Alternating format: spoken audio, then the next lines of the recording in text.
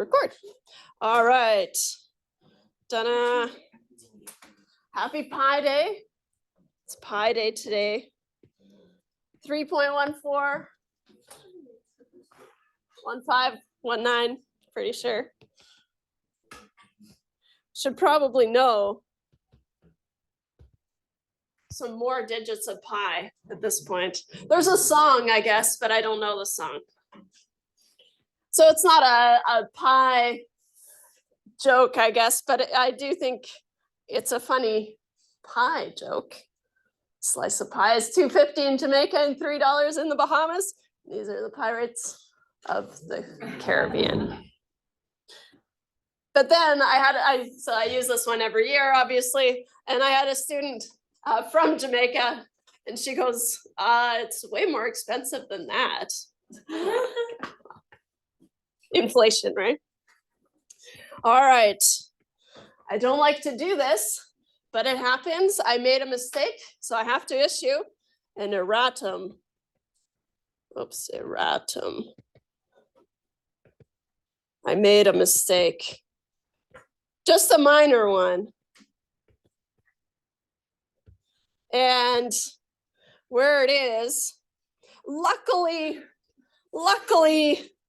the difference isn't huge. But from last day when we were doing the confidence interval, and so this is just the page from last day. Okay. And in my calculation, I wanted to do 0.668 times 1 minus 0.668, but what did I do? Oh, dang. I did 0.668 times 0.668. Luckily 1 minus 0.668 and 0.668 are kind of close together, so it's not going to make a huge difference.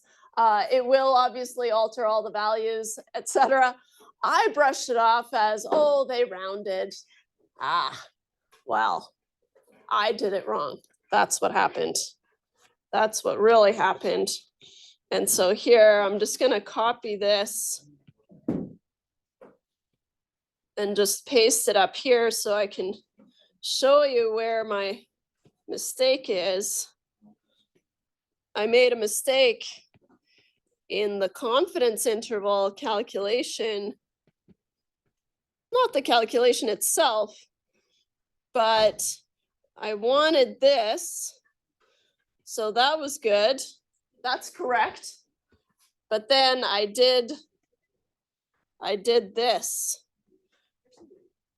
and that's bad. So work through it. I haven't, and I won't. It'll change just slightly, but nothing crazy. Okay. Another thing that I want to note, just a little bit of admin before we get started, is that the assignments assume that you're not rounding at all. Okay, and so if you're doing any rounding, then it's possible that you're being marked wrong. And so make sure that you use the store function in your calculator, or you could even use Excel if you wanted to, right? Just as long as you're comfortable doing it on your calculator on the test, right? But for the assignments, you can use either or. In fact, I make you use software to find the exact p-value, just to highlight that it's okay to have a range for the p-values because it does exist. We don't need to be that precise. Okay, so just a note, and I'll add a note somewhere on attached to the assignment on Moodle as well, so you know, but just in general, for the assignments, do not round any values. Okay. So we were rounding the sample proportions, right? But it assumes that you're not rounding any of the values until the final answer, if it asks for some sort of rounding. Usually giving more than what it asks for is still safe, right? And so that's good.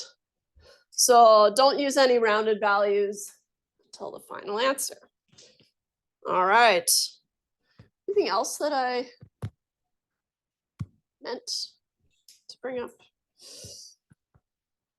How are you supposed to know what I meant to say?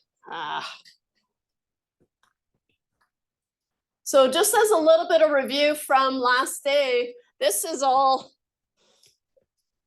review from last day because we really didn't get a chance to do the conclusion, which is arguably the most important part, right? And so that's where I want to pick up, but also I kept these pages just because might be nice to just go through them quickly. So we wanted to know if the proportion of all Duke students who would be bothered a great deal by the melting of the northern ice cap, if it differs from the proportion of all Americans who do. And we had the sample information, we found the pooled proportion, right? And that's all on your formula sheet. For the hypothesis test, we use the pooled proportion. Let group 1 be Duke and group 2 be the US. You'll find on the assignment, it's defined, right? So just make sure that you follow those. Usually it's how they appear, so it's fine. We stated our hypotheses. So the null hypothesis was that P Duke minus P all US or all Americans is equal to 0, meaning what? Meaning they're the same until we have proof otherwise, right? And so then we wanted to know if they were different from each other. And so we have a two-sided test. And then we keep that locked down until step 3, which is way later, because then we need a two-sided p-value. Okay, we already checked the conditions, I guess, here. What were the conditions? Quick run through. Independence, we have to have a random sample, right? In order to assume that we have independence within each sample and also between the samples, right?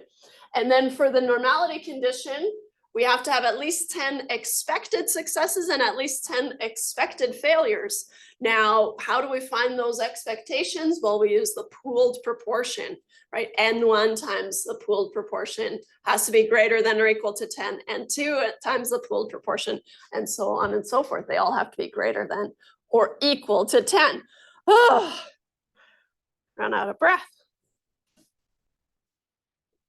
I'm in charge of my own punctuation and I still talk in run-on sentences. It's weird. Step 2, do the do. How far is our observed difference from 0, right? If it's far enough away from 0, then we have evidence against H naught, right? And so if it's close enough to 0, then that's okay. We can say that they're not significantly different, right? And then our standard error uses the hypothesized distribution, which means that they're the same. So then the pooled proportion represents the two groups being the same. And so kind of a stretch, but it's on your formula sheet. So if you're okay to just go ahead and use it, that's great, right? It takes a long time to develop that idea of P hat representing the two samples being the same, or the two groups being the same. But that's what it is. And we found this Z that's very close to 0, right? Only 0.224, or maybe another 2 in there. Standard errors below 0, right? That's right in the realm, the bulk of the normal distribution. And so we would say, not significantly different, but that's hard to communicate in a research paper or to your boss. And so what do? We find the p-value, right? It's easier to talk about probabilities. How we show our work for finding the p-value is, okay, I take the absolute value of the Z I calculated, I put that in the center, and then I use this t-table, right? And I try to place the Z, the absolute value, which drops the negative, right? Somewhere on this line. Now we don't get very far in this case because it's somewhere between 0 and 0.674. So we jot those down, right? This is where it's important that you do write it out this way, because otherwise it's going to be really difficult for me to give you part marks. Whereas if you told me that 0.22 is between 0.674 and 0.841, well, that's wrong, right? But if you follow through with that, then you're safe, right? Just half a mark off, it's a little typo. But as long as you follow through correctly, then I'm okay with that, right? And so it's kind of the curse, because it takes me a really long time to mark. Well, I'm slow, but also, right, I want to get into your brains and figure out what were you thinking, right? Do me a favor and just get them all right. Huh? How's that? This is where we needed the two-sided test or the one-sided test, right? In this case, I had a two-sided test because I just want to know if they're different from each other. And so the two-sided p-value is somewhere between 0.5 and 1, right? And so here I have a two-sided, and I wrote over it, a two-sided p, which has an area in the tail of both tails somewhere between 0.5 and 1. Very large, okay? And so now for our conclusion, and I've been sitting on this one for a while. It's a little risque, but I'll cut it. But I like it because it is actually very helpful. And so here, if the p is low, then the null hypothesis must go. It's got this ring to it. And the number of times I've seen that kind of scribbled in the margins of a final exam it's funny, but it's also useful, right? And so that's why I like to bring it in just as you are starting to see, oh, okay, these p-values, they're important, but I still haven't really grasped what they're doing. So what is this saying? What did Snoop mean to say? If the p-value is small enough, and small enough is the p-value is less than the alpha level, and the default alpha level is 0.05, then you have enough evidence to reject H naught. So this is saying if the p-value, it's just a way of remembering, if the p-value is small enough,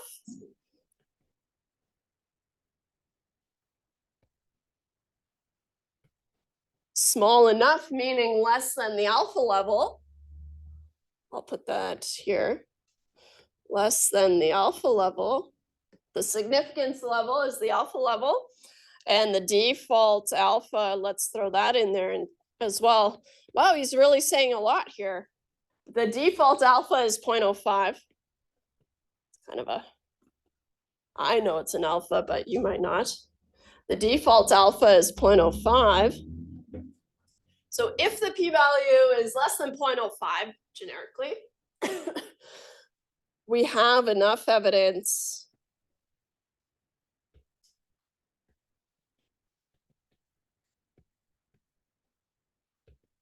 to reject H naught.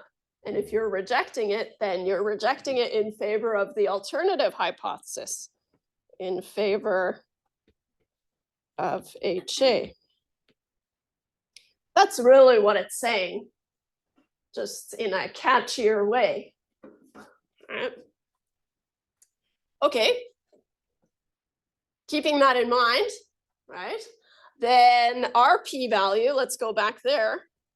Our p-value, our two-sided p-value is somewhere between 0.5 and 1. That's definitely not in the tail, right? It's very close to 0 or Z, right? And that's reflected in the p-value. And so we don't have enough evidence to reject H naught, right? Because the p-value is very large. It's not less than 0.05. Kind of hard to use this then. If the p-value is not low, then the null hypothesis must not go. That's hard. So our conclusion, I already wrote step 4 conclusion, but I'll write it again.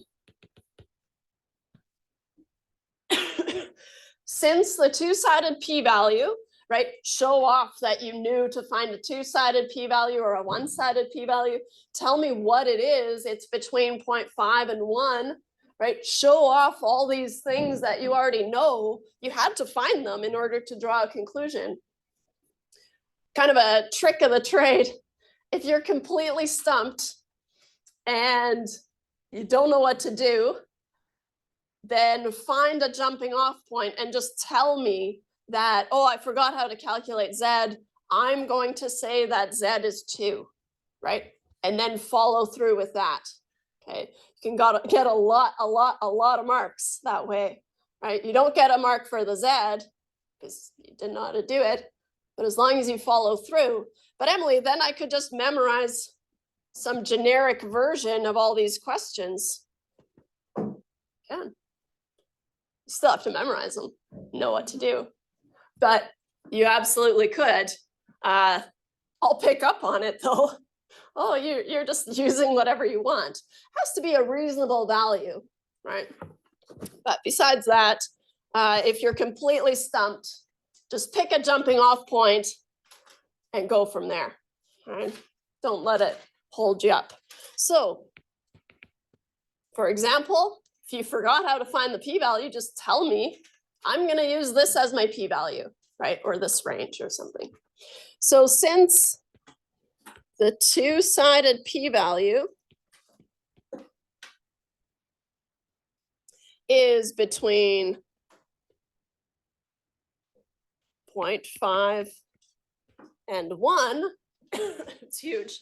It is not less than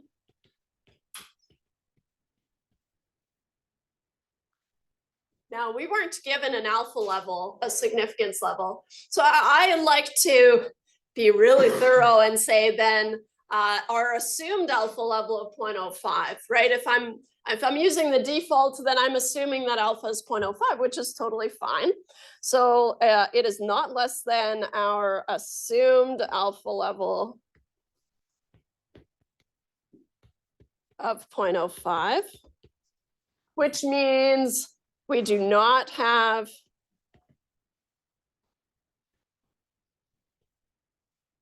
I'm glad you didn't miss those though.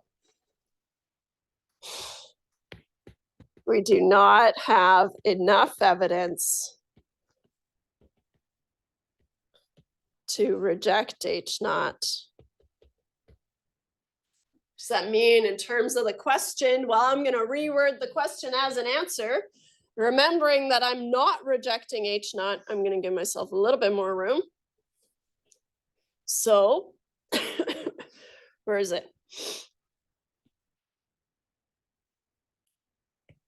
I'm just going to copy this, paste it down here.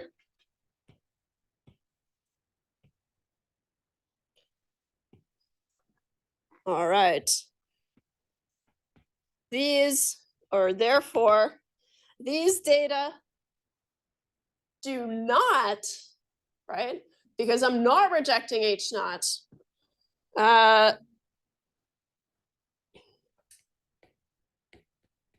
Do not suggest that the proportion of all Duke students who would be bothered a great deal by the melting of the northern ice cap differs from the proportion of all Americans who do, period, and then scratch this, because that's just gibberish now. All right. Nice. A lot of work in that conclusion. I was going to say you're okay. These calculations are very neatly summarized here on this one slide. In fact, they've used software or potentially the Z table, which you're allowed to do, right? To find the area in the lower tail, multiplied it by 2 to find that the p-value is 0.82. Right? And here's a little recap that I'm going to skip because we have a new thing today. Well, we have a new thing every day, I guess. This is section 6.3. So far, we've only dealt with Z statistics, right? Our test statistic has been calculate a Z. We've worked a lot with the normal distribution, right? Which is based off of Z's. And so far, we have only worked with the Z scores as our test statistic, right? In fact, it was for one sample proportion questions and two sample proportion questions. Got this hair going on. That's just my life.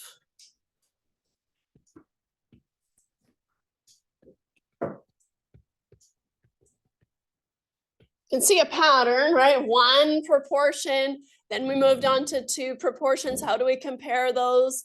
And today, we're going to compare three or more proportions. So comparing three or more. So that's nice. Once we hit three, they all behave the same way. And that's what we're doing today, proportions. Kind of a nice progression, right? And we'll do the same thing in chapter 7, right? When we talk about numerical data and means, one sample mean comparing two sample means, and then three or more. Just a couple of notes here. This is pronounced chi. Okay. So don't say chi, because then people will think you don't know what you're talking about. Me especially. Uh-oh. So chi is a Greek letter, and it's kind of this snazzy, I guess I shouldn't put the square on, kind of a snazzy X, right? Greek letter chi, and we're going to be talking about a chi squared. And we're going to do a test of, and here they haven't even, it's too long. GOF, no, goodness of fit.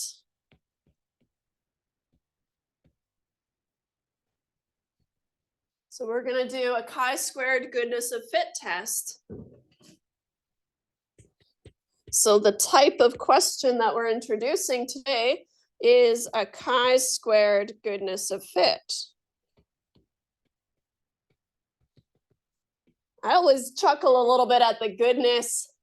It is a word, but not like in this way.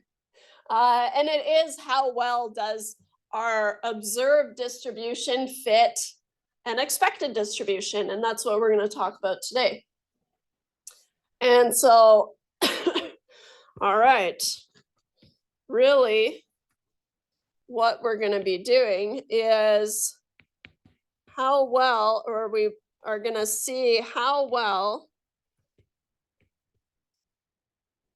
does the observed distribution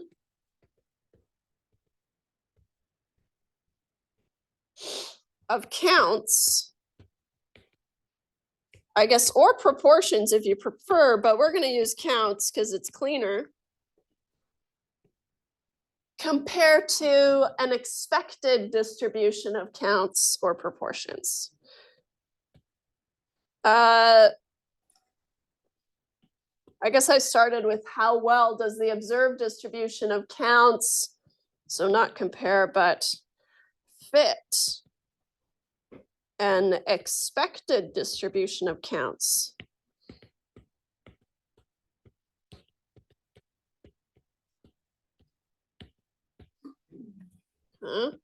And that's what we're trying to solve today.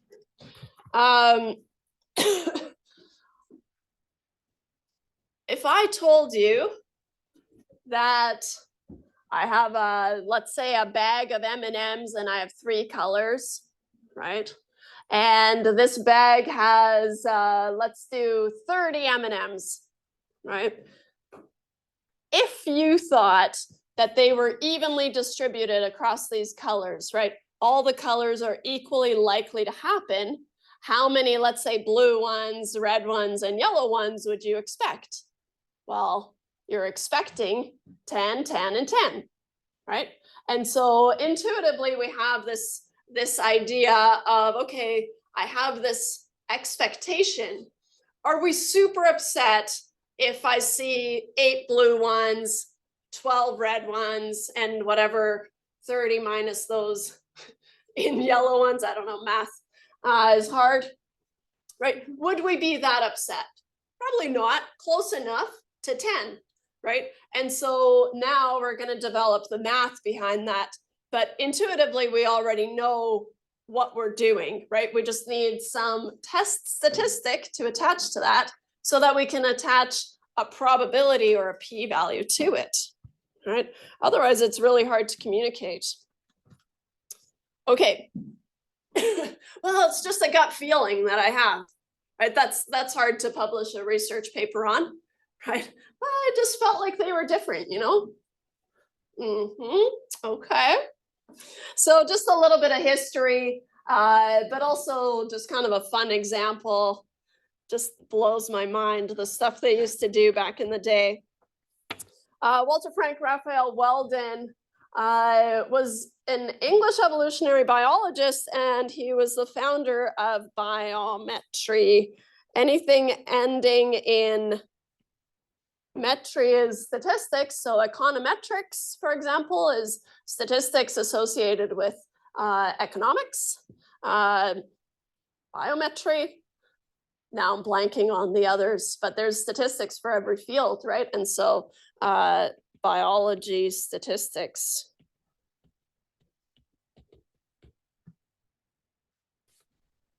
The tools are all the same that we're using. It's just some are used more frequently depending on what field you're in. And so I meant to look it up if Biometrica still is published. It's a journal. But anyways, long time ago. In 1894, I guess he got bored and he rolled 12 dice 26,306 times. And he recorded the number of 5s or 6s, which he considered to be a success. Anything else is a failure, right? Now we're back in a success failure type of situation, which is basically a one sample proportion type question, right? 5 or 6, you're a success. Otherwise, you're a failure. And so it is a failure. So here, this becomes a one sample proportion question. I can't blame him because, man, that would be a lot of work counting all of them. Well, it's still a lot of work, but anyways. So I feel like I read somewhere that his theory was that 5 or 6s would show up more often because especially on old school dice where they hollowed out the pip, there's more hollowed out on the bigger sides, right? And so then the bottom is heavier. They fixed that, right? They filled in the holes probably for this reason, where 5s and 6s are happening more frequently. So that's not a thing anymore. But so his theory, his hypothesis was that, no, I'm going to see more 5s and 6s than I would any of the others, right? Proportionately, right? More than 1/6 of the time and 1/6 of the time, right? It's presumably his theory, his hypothesis. So he did all that work. And then in 2009, because we can't get enough, Zachariah Labbe at U of Chicago repeated Weldon's experiment. So he made a machine that would roll the dice and also count the pips. So that's kind of cool. There's a video if you want. And so over some amount of time, 6 full days, I guess, he recorded how many 1s, 2s, 3s, 4, 5, 6s were rolled, because now we have technology working for us. Otherwise, that'd be terrible. And so he didn't actually observe the same phenomenon of 5s and 6s being more prominent, probably because we have better dice now. But he was able to generate this data set where the die faces 1, 2, 3, 4, 5, 6. And what he saw was that 1s and 6s happened more frequently than he expected, right? This line here is the expected frequency. Right? So here is the expected frequency given a uniform distribution, right? Given that they should all be evenly distributed, if evenly distributed.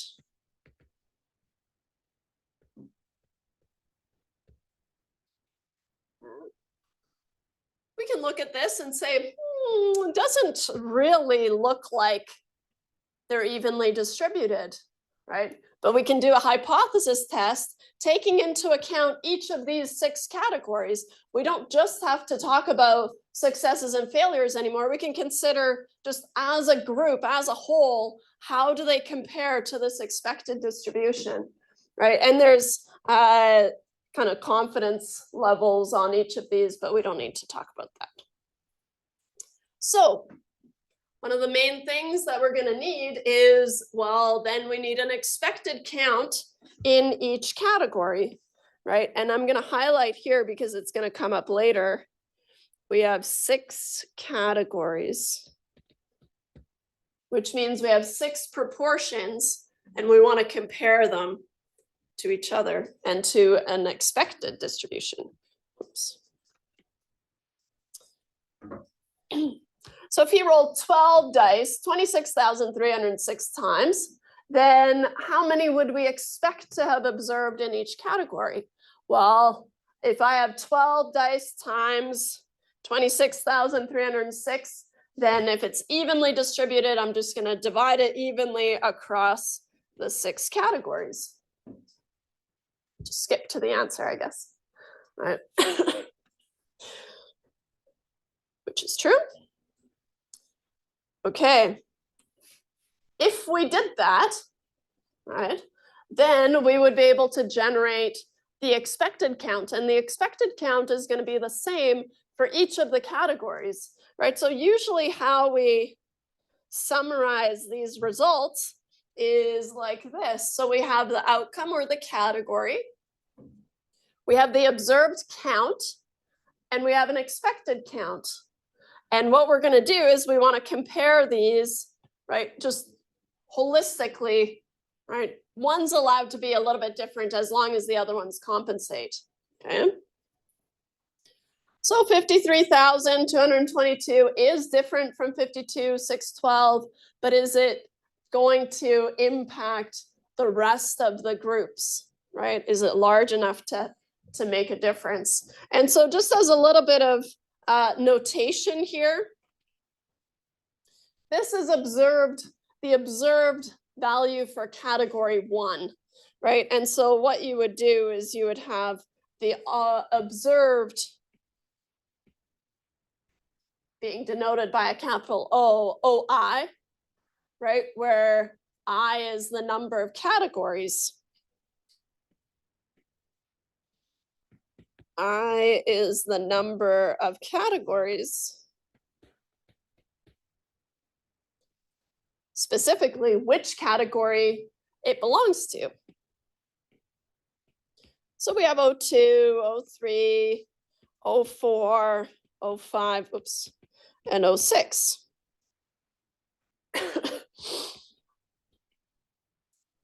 What's this value at the end? That's got to be our sample size, right? All our observed counts have to add up to the total number of dice that I've rolled. So now, kind of breaking this up evenly across each of these categories, right? We get the same expected count, and they have to add to n. Right?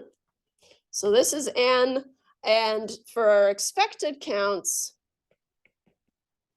we're going to use capital E. E2, E3, E4, E5, and E6.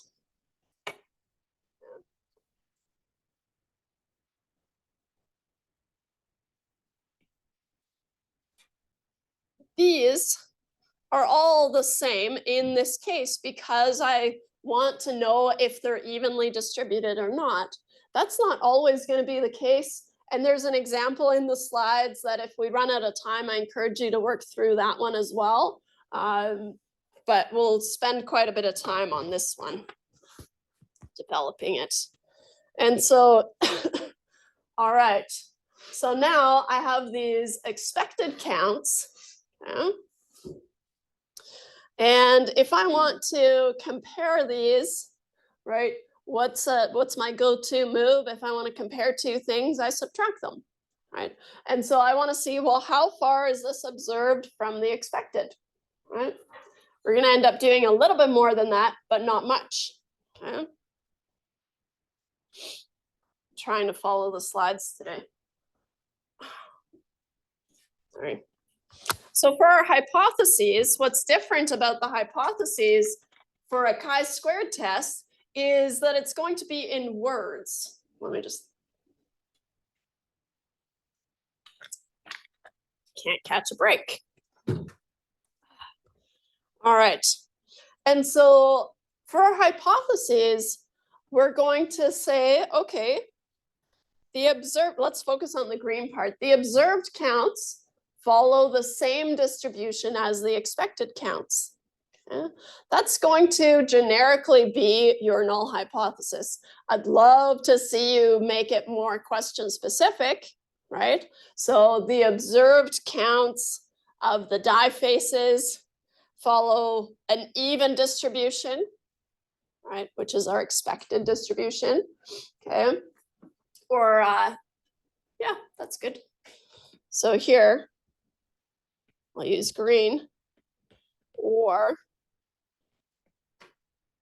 the observed counts for each die face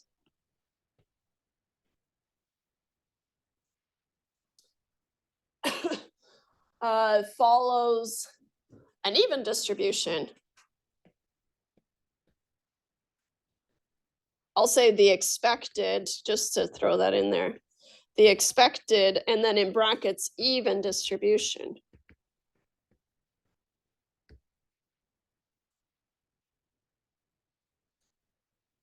So the chi-squared test is new. We're introducing a new test statistic, so that's fun, but also a little bit intimidating. That's fine. But what is really nice about chi-squareds is that we only do hypothesis tests. Okay? So there are no confidence intervals to be made. And so if you have 3 or more categories, you're just going to test this hypothesis. Okay. And another nice thing is that the alternative is just always going to be the negation of the two being the same, right?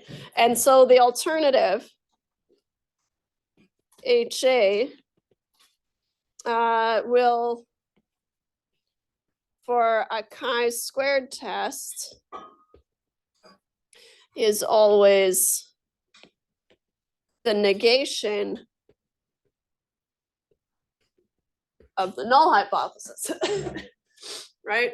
And so the observed counts do not follow the same distribution as the expected counts. And so we could say the observed counts for each die face do not follow the expected even distribution, right? So you just throw a do not in there, and then you're off to the races. Let me check the next slide and see. Okay, I think we're maybe ready for it.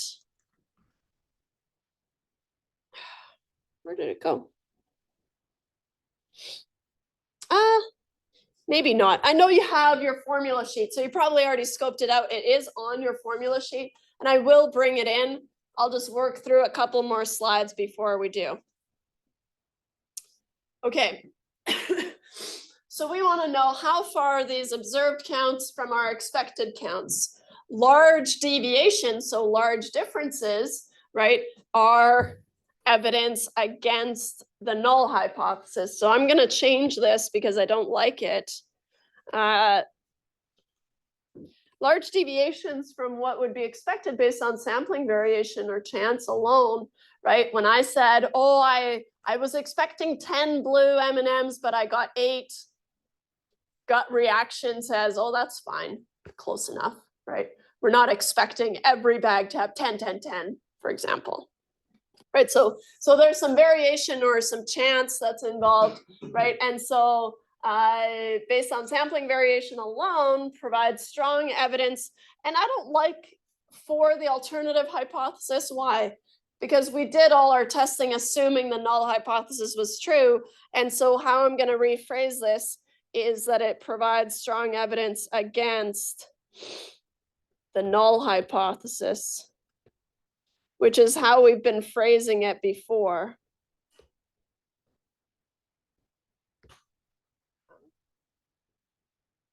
So this is called the goodness of fit, right? Because we're just seeing how well the observed data follows the expected distribution.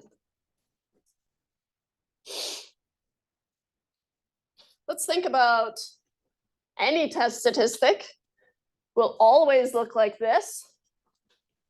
You have a point estimate, right? So your observed data minus the null value, which is now going to be the expected value, and then divided by the standard error of the point estimate. This is going to change just slightly for this test, but the general anatomy is the same. And so we want to look at the difference between some observed versus the expected, and then what does this look like? Oh, good, it is on the next slide. Okay, so our chi-squared test statistic looks like this. So our chi-squared is a sum across the categories. So from I equals 1 to k, where k is the total number of cells, and I actually prefer to say k is the total number of categories. So across all the categories, we're first going to take the observed value or the observed count minus the expected count, and then we square that. What does squaring it do? Well, it makes all the values positive. Otherwise, when I sum them up, I'm going to have some below the expectation and some above the expectation. And if I didn't square those would just sum to 0, and then I would be left with nothing. So we square it to make it positive. But also, what does squaring it do? Right? We saw it before in the standard deviation where it amplifies large differences, right? So it has kind of those two properties. And then we divide by the expected value. Okay? And so this takes the place of the standard error of the hypothesized distribution, which you don't need to worry about. As long as you take it from the formula sheet, you're okay. So looking at this first chunk, so inside the summation, right, you're going to do this calculation first for each category, right? We're back. I don't know why it does that, but it does. Yeah. I'm just gonna ask you, is this the right formula? Like, does it use the I? Like, yeah, so here they're being sloppy and not putting the subscripts on there. You don't need the subscripts if you just remember that you have to do it for each of the K categories, right? And so you're going to do it once for each line. So do this calculation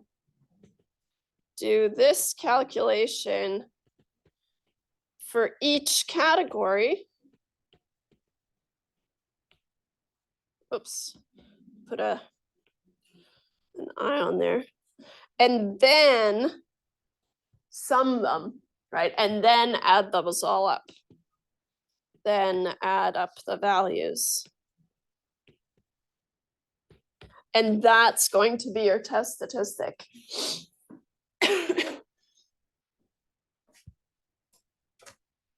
Okay. So the next slide has it all worked out for us because there's no way I was going to do it together, especially after my little mishap last day. Can you imagine? So for each outcome, we're going to have the observed count minus the expected count, and then we square that value and divide by the expected. And we do that 6 times over, right? That looks like a job for Excel if I've ever seen one. Right? That's terrible, right? And then we add these all up, right? So if you add up all these values, then we get the chi-squared. So chi-squared is 24.73.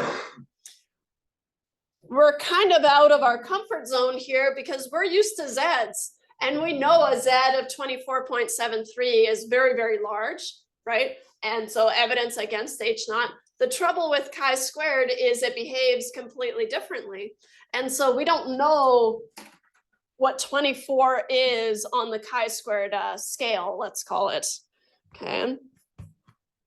And so we already talked about it, but here's some points of why we square the distances. And we've seen this in the standard deviation calculation.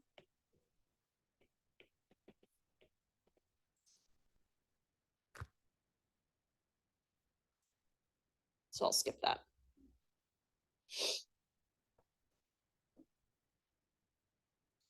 Okay. So part of what determines the shape of the chi-squared is something we call degrees of freedom. Okay. And we've skimmed through degrees of freedom on the t-table before, right? We just, degrees of freedom are all on the left. And then we just ignore those until we get to the Z star line, right? So we'll see degrees of freedom again. And we don't need to worry too much about where they come from, besides the calculation for them. And so in order to determine if the chi-squared test statistic that we calculated is considered unusually high or not, we first need to describe its distribution. And the chi-squared distribution has just one parameter.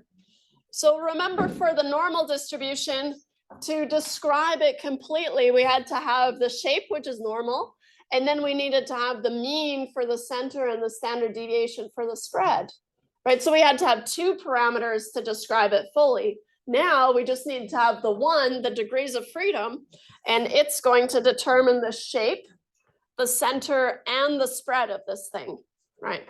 We don't need to worry about how exactly, but the degrees of freedom is, of course, very, very important, right? Because it determines the shape, the center, and the spread of this thing. Now, some edits, because they swapped the order of the sections, which I love, but it's not remember. So far, we've seen one other continuous distribution, right? Which is the Z distribution, which is the normal distribution. The normal distribution is unimodal, symmetric, with 2 parameters, the mean and the standard deviation. I will cross these out, but we are going to see these distributions. The T distribution we'll see as early as next week. So they're coming at us pretty fast now, but you can handle it. So we will see the T distribution, which also relies on the degrees of freedom, different degrees of freedom, but still. And then the F distribution, which we won't see until the end of the course, I think, because I'm skipping a section. I'll make a bonus assignment. Okay. So what does it look like? Well, these are all chi-squared distributions. And so that's kind of crazy, right? How can all these things be the same distribution? Well, if we have the solid line, we have 2 degrees of freedom. Okay? If we have the dashed line, we have 4 degrees of freedom. And if we have the dotted line, we have 9 degrees of freedom. Now, I think I've held out long enough to tell you that the degrees of freedom is k minus 1. That's on your formula sheet, right? And it's the number of categories minus 1.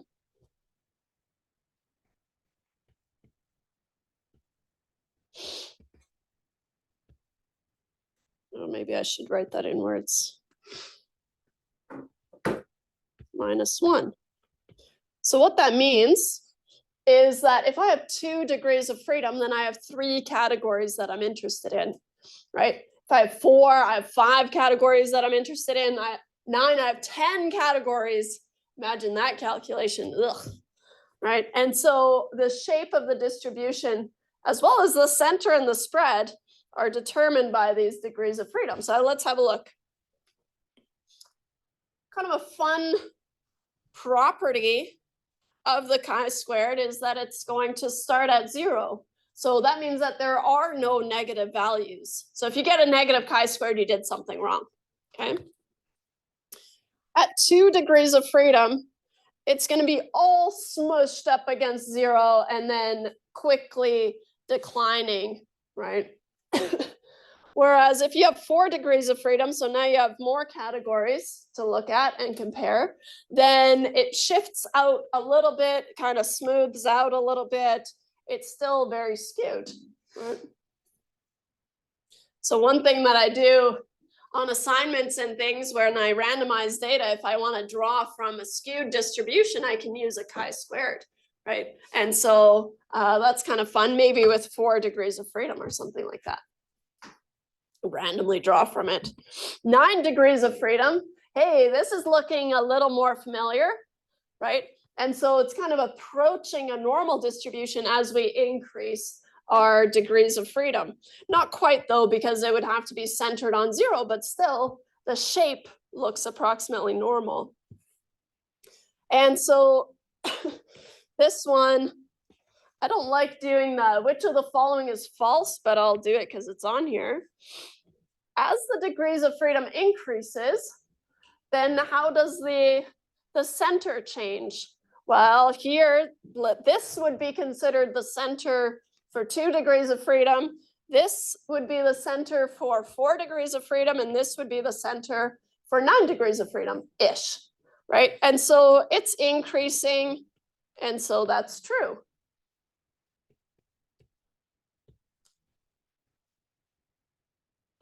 The variability, we're not used to talking about the variability in this way, so I'm just going to tell you that the spread at 2 degrees of freedom, notice how it's all shoved up against 0, and so there's very little spread, right? Then I go to 4 degrees of freedom, and it relaxes a little bit, and then 9 degrees of freedom is really relaxed, and so that's the variability.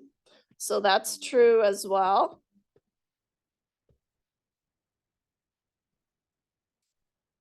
And then finally, this must be the false one. The shape of the chi-square distribution becomes more skewed. That's not true. As the degrees of freedom increases, it becomes more normally distributed. And so this is false, but I will make a note that the opposite is true.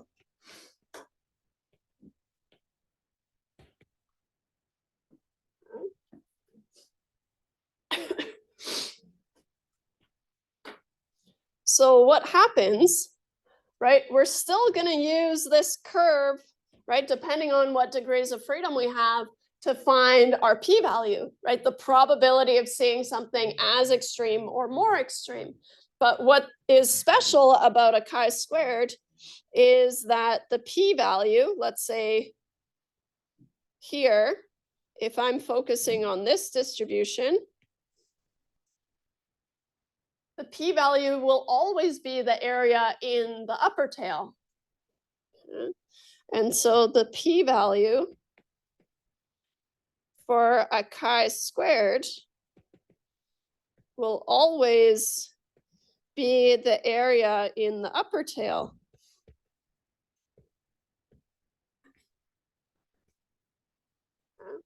As extreme or more extreme. What did I miss? Oh, no, you didn't miss anything. I'm just gonna say, were you doing true, false, like just for this question? Yeah. Or in general? Or Well, according to this graph? just in general, actually. So in general, it would be false. Yeah. False, the opposite is true. Yes. Okay. Yeah. Because it's just as the degrees of freedom increases Right. in general. Right, Yeah. right, okay, yeah, that makes sense. Nice. Thought I wrote something. No. It's a one-time thing. That's fair. Okay, so that's kind of nice. Here's the answer, which we already did. And so finding areas under the chi-squared, we've got a table for that. I'm not handing it out because it's on your formula sheet. On the formula sheet, I gave you just a little snippet, and that's all you'll need for the most part, well, for any test question for sure. So on your formula sheet, right, the chi-square goodness of fit test, the chi-square test for independence, I'm going to post a bonus assignment with a video from that Z statistics. He does a really good job of explaining things, I find, and so I'll just keep stealing from him, I guess, for a chi-square test of independence. And so you'll be able to work through this, but the same concepts apply. And if you want, he does a nice review of what we're doing today as well. So in general, I would suggest his videos are really good. So on our formula sheet, I just did a little snippet of a table. Of course, you could get a bigger one online if you want. But for us, this is fine. Excel will also be able to find the p-value, a chi-squared dist probably, right? And then it'll need your degrees of freedom and your chi-squared to find the area associated with, and that's it. So on our formula sheet, bump this over. So on our formula sheet, we'll see a bigger version, but let's just talk about what's here. The area in the upper tail, so this is a chi-square table of critical values. Now the upper tail is the p-value, right? So let's highlight that here. We don't have one-sided or two-sided anymore because there is just the one tail. Okay. And so this is the same as what we've been dealing with on the t-table, right? We've got some probabilities in the tail. And then on the left-hand side, we have some degrees of freedom, right? If I have 1 degree of freedom, I have 2 categories, right? That seems weird. And so if I have 2 degrees of freedom, I have 3 categories, right? If I have 3, then I have 4 categories, 4, 5, 6 categories. That's where I've capped it. I said, that's plenty, right? And so what's kind of nice about this table, and that we're somewhat used to already, is once you have your degrees of freedom, the number of categories that you're comparing isn't going to change, right? And so then that degrees of freedom is fixed and you just ignore all the rest, right? So let's see. Oh yeah. These values in here are chi-squared values, right? And just as before, as you move out, the chi-squared values are increasing which means the p-values or the area in the tail is decreasing, right? And so here we can call these chi-squared critical values.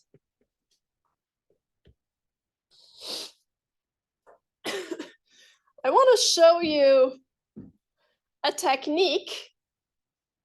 We'll focus on the p-value approach, but a technique that you could be using instead of finding the p-value if you prefer. So here, I'm going to add a page before we work on the p-value approach. So we have used p-values to draw our conclusion or our conclusions.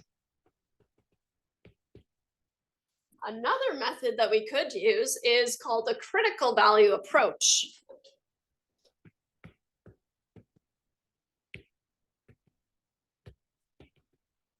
Is the critical value approach. On the test, you're welcome to use whichever one you prefer. I suspect at this point it's going to be the p-value approach just because that's what we've been doing. But if you prefer this approach, then that's totally fine. Okay, so what is the critical value approach? Well, let's hope there. Let's say in this example, move this here. Let's say for an example, I have, 5 degrees of freedom. And I've calculated a chi-squared of, let's say, 14. And chi-squared, I'll put a little calculated subscript, is 14. Let alpha be 0.05. If we think about our chi-squared distribution, but also we could have drawn a normal distribution if we wanted to, right? It's centered on 0, and we've found a calculated chi-squared of 14 somewhere out there in the tail. Then what could we do? I could force the area in the tail to be 0.05, right? I could force the one-tailed p-value or the two-sided p-value to be 0.05. And then I could say, well, at a tail area of 0.05 and 5 degrees of freedom, right? Then, hey, what happened? It didn't like my highlight there.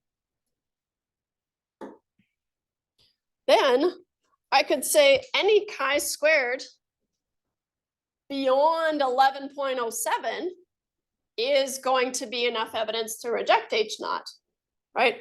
I don't really care what the area in the tail is, because after this point, right, the area in the tail is 0.05. So what this looks like here is I picked 0.05 because I said let alpha be 0.05. And then what it tells us is that here at 11.07, the area in the tail is 0.05. So once I've passed this threshold of 11.07, I have enough evidence to reject H0. Okay?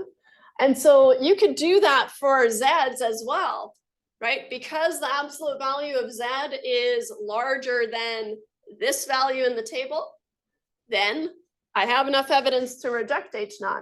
Notice that they're the same, right? And so that's easy for me to say. So then the conclusion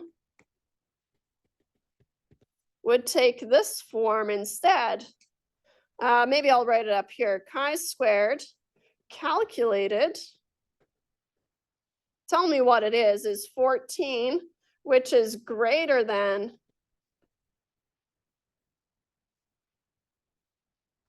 then chi-squared critical, which is 11.07.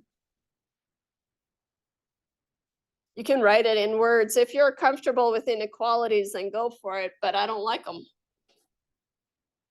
So then your conclusion would be, instead of talking about the p-values, right, I would say, since my calculated chi-squared, since the chi-squared calculated of 14 is greater than the critical chi-squared at alpha equal to 0.05, and you can adjust that, right, depending on your alpha level, of 11.07, we have enough evidence to reject H naught.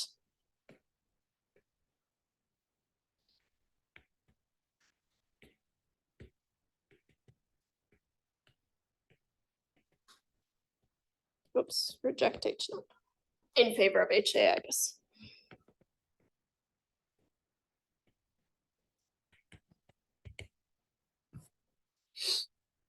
How does this compare to, so this is for the critical value approach.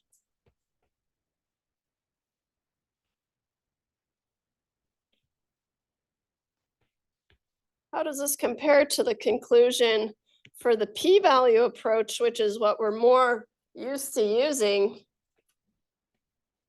And it is more proper, but I find the critical value approach kind of highlights what it is we're doing and kind of brings it all together anyways.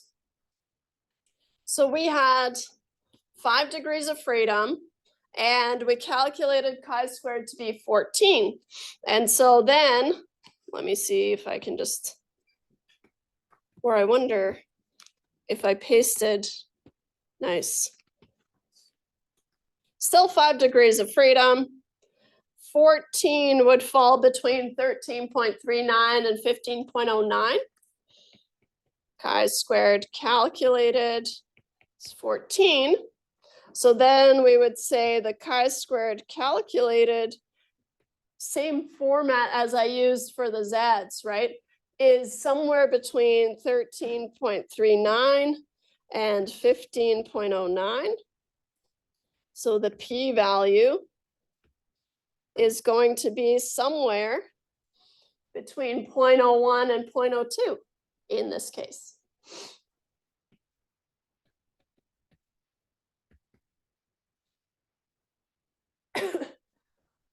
A p-value between 0.01 and 0.02 is less than the alpha level of 0.05, right? And so then I have enough evidence to reject H naught, right, in favor of HA. So the conclusion's the same, obviously. It's just how you get there. Depends.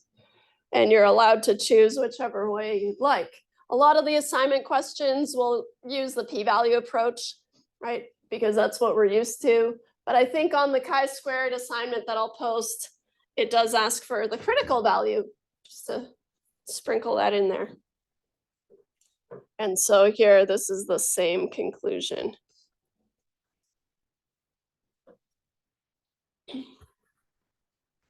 So for a little bit of practice using the chi-squared table, now they've included, of course, it keeps going and going and going. You can get a huge table, but we have software now, so we don't really need these anymore.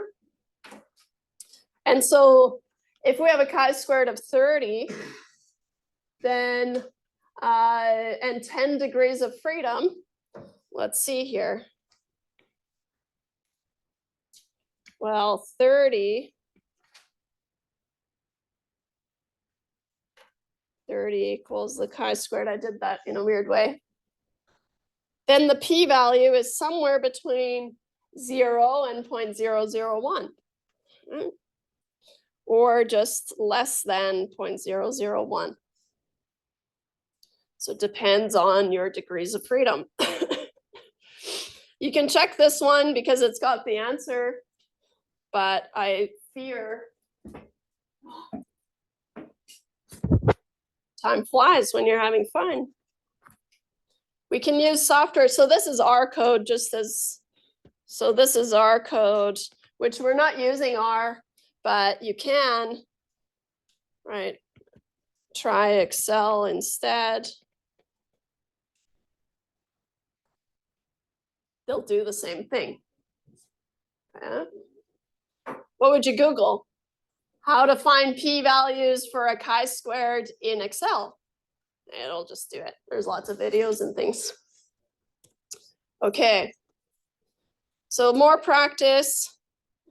And so what we had, and for some reason they changed the chi-squared. And so here, just as a note, it was 24.73. We'll use 24.67 from here on. I don't know what changed, but something changed. So we've got step one, we've stated our null and alternative hypotheses. Step two, we've calculated a test statistic. It just happens to be a chi-squared now.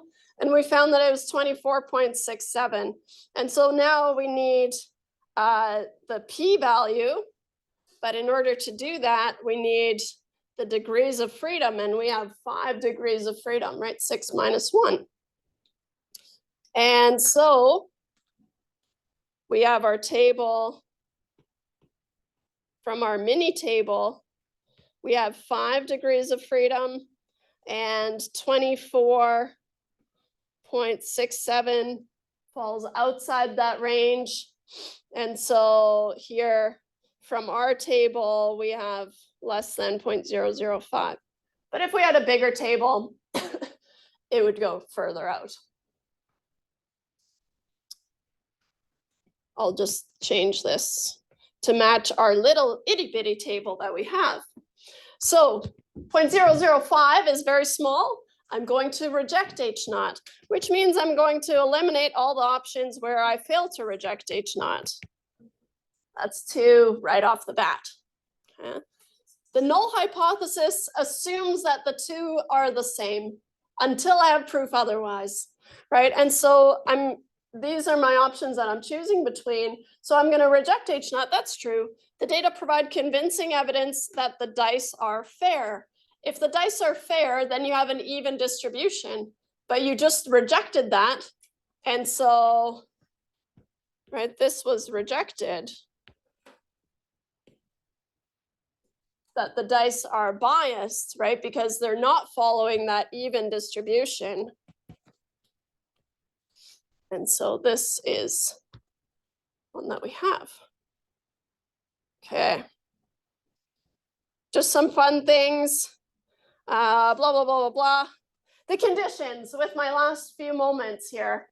The conditions for the chi-squared test are a little bit simpler than before. We still need independence. We'll always require independence. Every count that's in this table has to be independent of each other. We can do that by randomly sampling. And the sample sizes, this is the new one and the most important one. We have to have at least 5 expected cases for each category, right? So all the categories, you have to have at least 5 expected cases, and you have to have at least 3 or more groups. There's another example here. Review on your own. I know, not ideal, but we don't have time. It's just another example where the expected distribution is no longer even, and we can still work with that, right? And so, and then it goes through it, blah, blah, blah, blah, blah, blah. 6.4 is going to be a bonus assignment. If you want to boost your assignment grades, you can do that one. It'll drop your lowest one. If you don't want to do it, that's totally fine.